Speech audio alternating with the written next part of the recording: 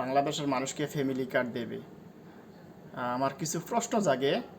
তার আগে আসতেছি যে স্বাধীনতার পরে 7.5 কোটি কম্বল দিছিল, তার ভিতরে নেতা নিজের কম্বলটাই পায় নাই।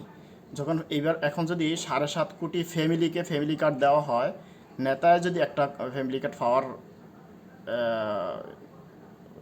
জনগণ হিসাবে উনিও একটা ফ্যামিলি কার্ড পায়, কিন্তু নেতা কি নিজে তার নিজের ফ্যামিলি কার্ডটা পাবে? আমার মনে হয় না।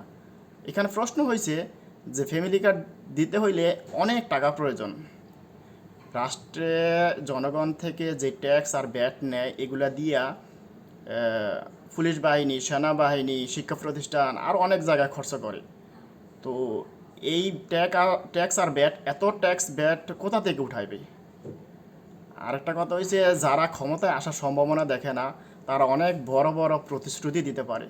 আসলে তো প্রতিশ্রুতি দেওয়া যায়, কারণ ক্ষমতায় আসার সম্ভাবনাই নাই গা, প্রতিশ্রুতি দিতে সমস্যাটা কোথায়?